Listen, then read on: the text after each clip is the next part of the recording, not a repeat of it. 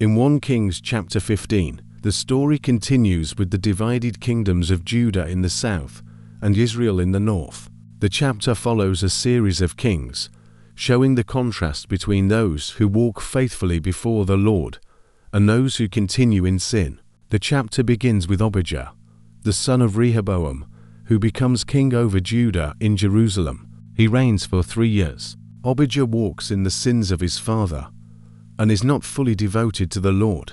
Yet for the sake of David, God allows his line to continue, keeping a lamp burning in Jerusalem by preserving the kingdom under his descendants. When Abijah dies, he is buried in the city of David, and his son Asa becomes king. Asa's reign marks a significant turning point for Judah. Unlike his father, Asa does what is right in the eyes of the Lord, following the example of David. Asa begins by removing the practices that had led the nation astray. He drives out the male shrine prostitutes from the land and removes the idols his ancestors had made. In a bold act, he even removes his grandmother Maasach from her position as queen mother because she had made an image for the worship of Asherah. Asa cuts down the image and burns it in the Kidron Valley.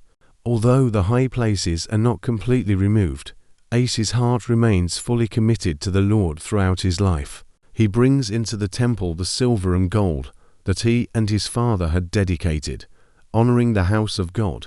Meanwhile, there is ongoing conflict between Asa king of Judah and Baasha king of Israel.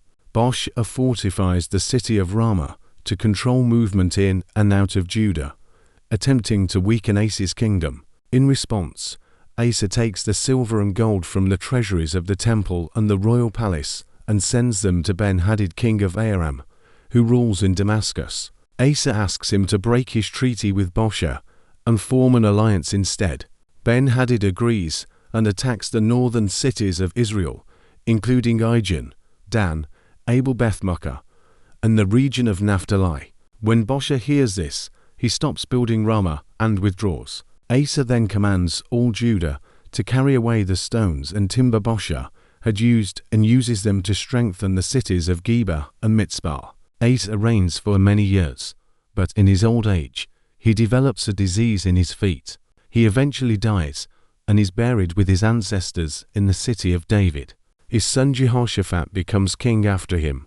The chapter then shifts focus to the northern kingdom of Israel. Nadab, the son of Jeroboam, becomes king but reigns for only 2 years. He continues in the sins of his father, leading Israel in the same path of disobedience.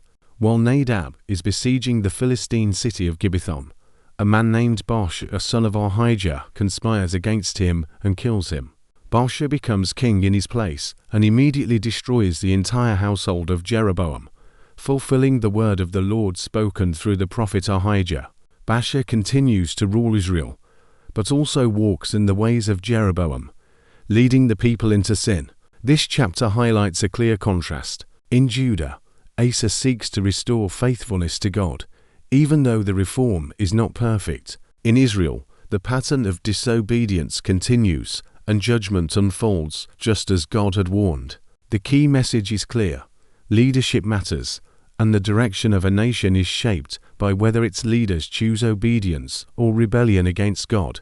Next comes 1 Kings chapter 16, where the downfall of Baasha's house is foretold, and a series of kings rise and fall in Israel, leading to the reign of Ahab,